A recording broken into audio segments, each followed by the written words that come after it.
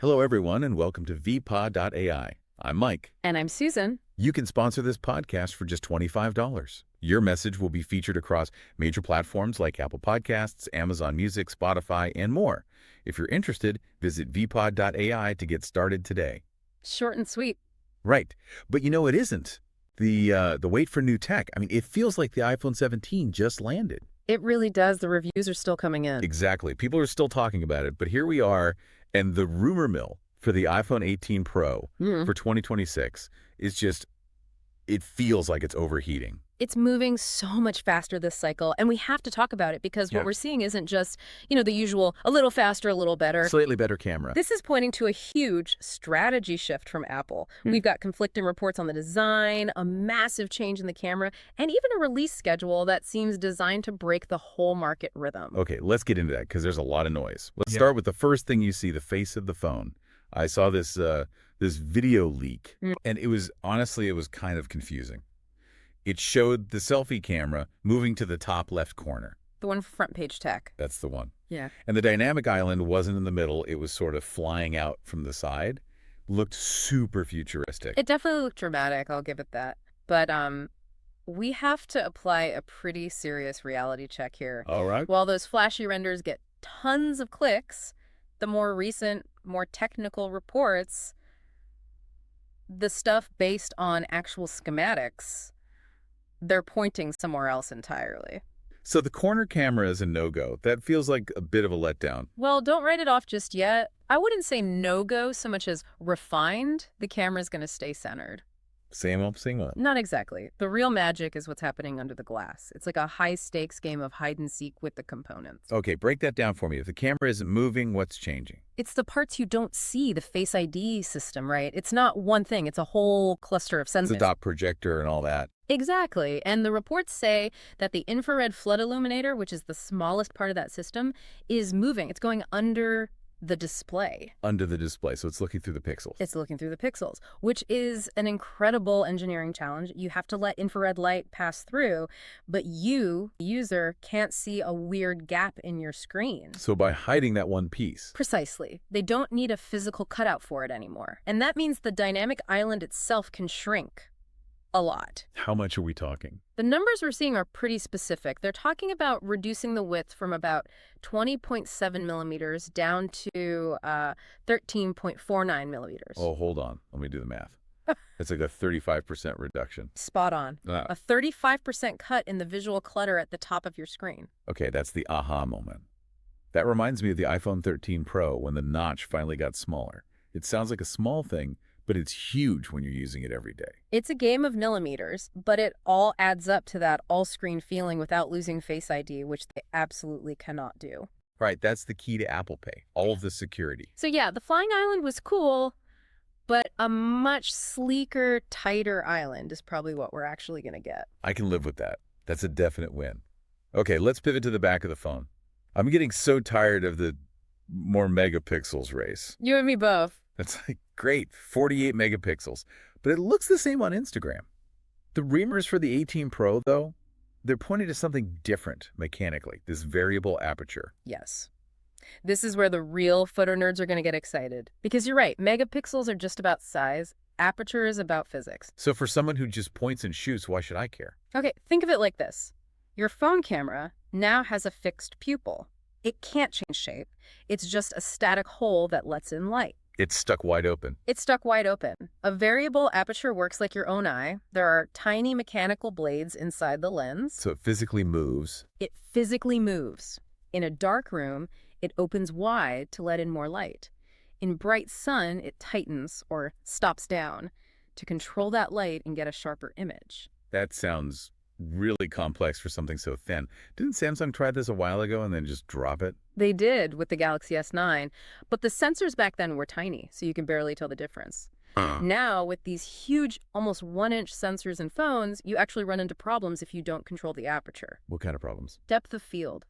You know when you take a picture of a document and the center is sharp, but the corners are all blurry? Yes.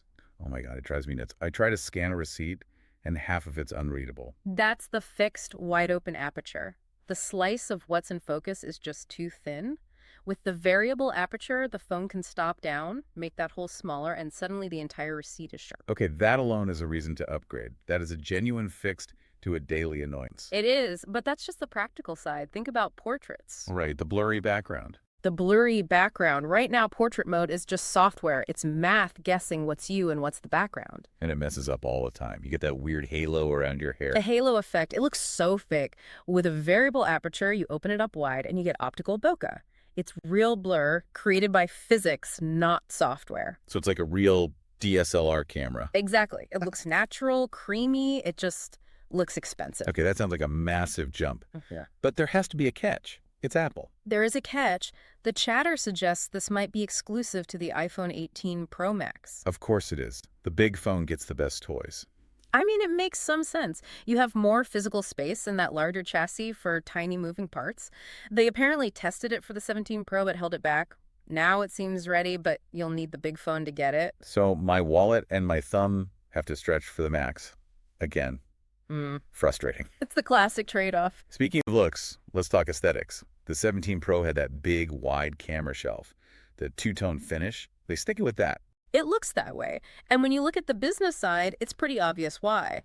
The 17 Pro drove a 23% revenue jump. Wow. We're talking $85 billion in sales from that design. Okay, yeah. You don't mess with an $85 billion design. You really don't. If it ain't broke, right? But they have to change something visual, otherwise how will anyone know I upgraded? Colors. It's always the colors. Okay, hit me. I saw some weird ones on the list. They're testing a few. Burgundy, purple, and get ready for it. Brown. Brown. Like a UPS truck brown. Uh-huh. Or a, 70s retro brown. I'm having a hard time picturing this. I think you need to think more. Refined. Think leather luxury. Okay. Or a deep espresso. It fits that pro vibe.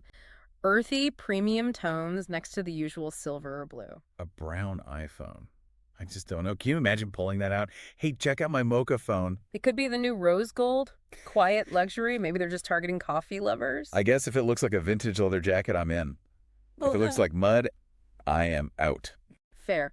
But honestly, the colors are just the wrapper. The biggest change you mentioned at the top isn't hardware, it's timing. Right.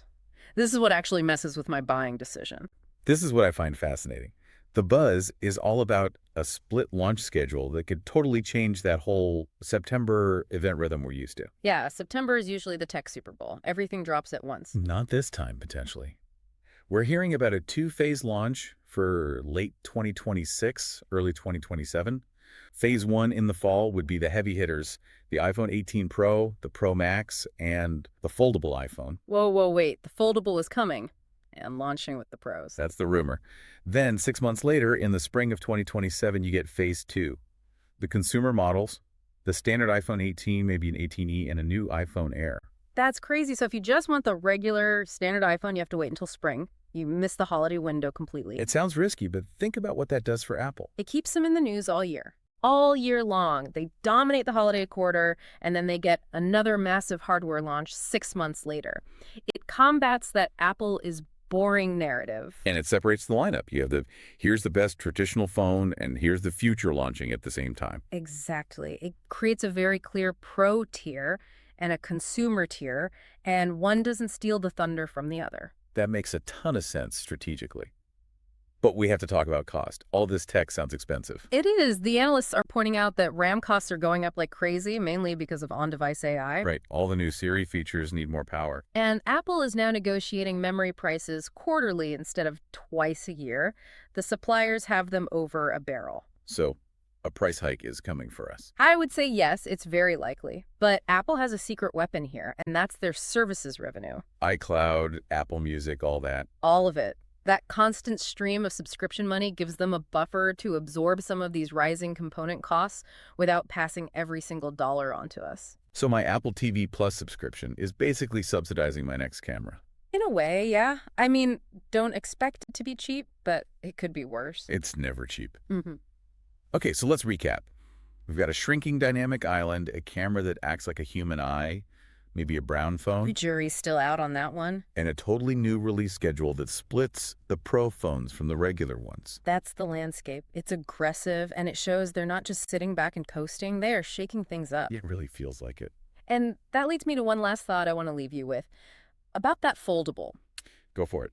If the rumors are true, and a foldable iPhone launches on the exact same stage as the iPhone 18 Pro, which one is the real star of the show? Oh, Seriously. For a decade, the Pro has been the top dog, the status symbol. But if there's a futuristic, maybe $2,000 foldable sitting right next to it, then the Pro just became the safe option. is the Pro line about to become the safe, boring choice? The minivan, while the foldable becomes the new sports car? Wow, that changes everything. I've always been the Pro guy. My ego might not be ready for that. It's a whole new hierarchy of cool. And something we'll have to watch as we get closer to 2026. Well, I guess we'll have to wait and see if I end up with a brown foldable phone. Thank you all for listening and geeking out with us today. Thanks for having me. Catch you in the next one. Bye.